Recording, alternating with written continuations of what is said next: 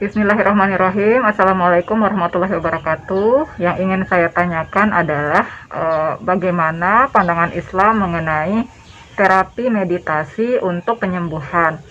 Yang kita ketahui bahwa terapi meditasi itu adalah salah satu metode atau teknik self healing atau penyembuhan yang dilakukan secara mandiri atau bisa dituntun juga dengan tutor, itu dengan jalan melakukan pengaturan pernafasan, kemudian mengosongkan pikiran, kemudian mendengarkan semacam musik begitu yang diklaim itu bisa menenangkan pikiran dan melakukan perbaikan kesehatan.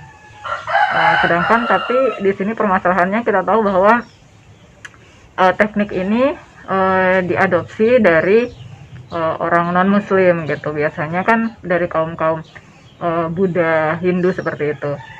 Nah, mungkin itu aja yang saya tanyakan. Terima kasih atas jawabannya. Wassalamualaikum warahmatullahi wabarakatuh.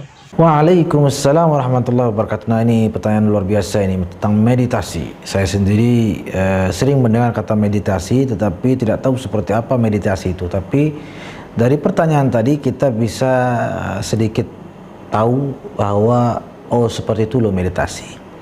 Bagus pertanyaannya, sekaligus menjelaskan apa yang ingin ditanyakan itu seperti apa agar kita pun menjawabnya lebih terarah.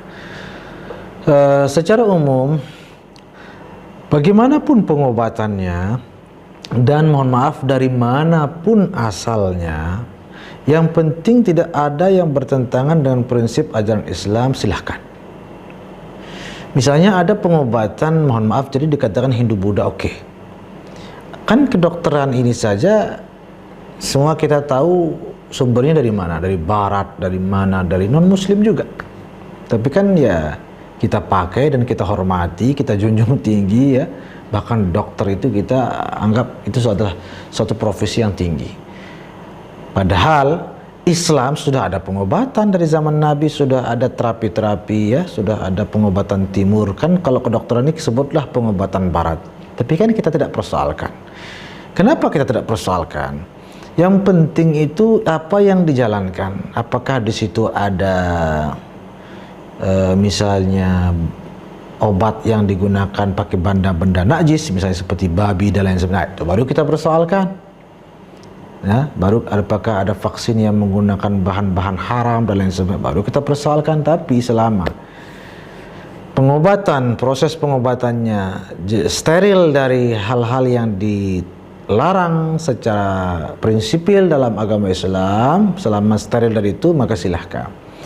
Maka begitu juga dengan meditasi. Saya sendiri tidak banyak tahu, tetapi secara umum meditasi ini adalah seperti dikatakan tadi, adalah cara pengobatan yang sifatnya lebih kepada mungkin mirip-mirip hipnoterapi ya. Jadi ada ada hubungannya dengan pikiran, ditenangkan pikirannya, dikosongkan, barangkali dikosongkan di sini bukan berarti disulap jadi kosong, tidak ya, tapi mungkin agar fokus, dia dibuat lebih tenang, tidak terlalu memikirkan banyak hal yang secara serius gitu, ditenangkan. Intinya meditasi ini adalah terapi agar seseorang itu bisa menjadi lebih, barangkali lebih bisa mengendalikan emosi, bisa dipakai juga untuk mengurangi depresi, untuk mengatasi kecanduan, biasanya dipakai ya hipnoterapi, meditasi ini.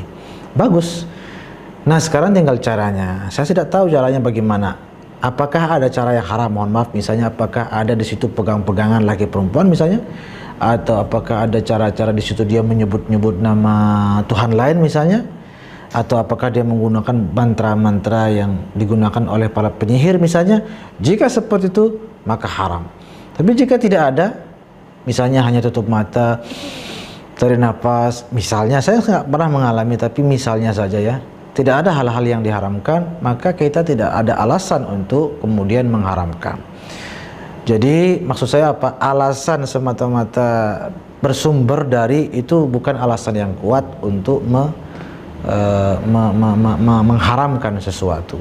Yang penting adalah seperti apa prosesnya dan cara-cara yang digunakan.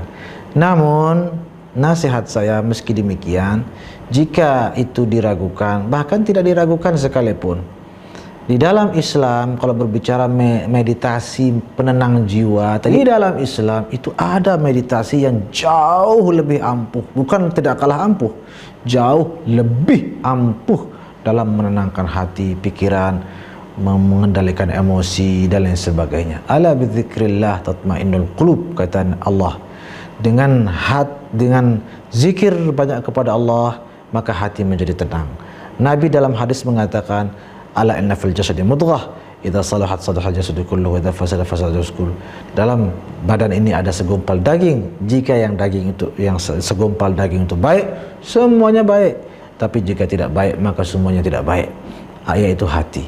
Islam sudah detil panjang lebar menuntun bagaimana menenangkan hati, bagaimana membersihkan hati, bagaimana menyehatkan hati dan pikiran. Maka saya pikir dan bahkan saya yakin sangat tidak perlu kita mencari cara-cara lain yang tidak jelas seperti tadi, dari mana sumbernya, seperti apa caranya. Sudahlah, sebagai seorang muslim, ini nasihat yang sangat-sangat berharga. Mari kita cari orang-orang yang saleh, orang-orang yang selalu ceria. Makanya para wali itu kata Allah apa? Ala inna awliya Allah la khawfun alaihim wa lahum yahzanun. Sesungguhnya para wali Allah, orang-orang yang dekat kepada Allah, yang bersih hatinya, tidak pernah takut, tidak pernah sedih. Nah, orang yang tidak pernah takut dan sedih ini, kalau kita dekat dengan mereka, hilang depresi, hilang rasa takut, hilang sedih. Hanya dekat dengan para awliya Allah. Salah satu jalannya adalah dengan bertasawuf atau bertariqah. Mudah-mudahan Allah Subhanahu wa taala membersihkan hati kita semua, memberikan taufik kepada kita semua di dunia wal akhirah. Amin ya rabbal alamin.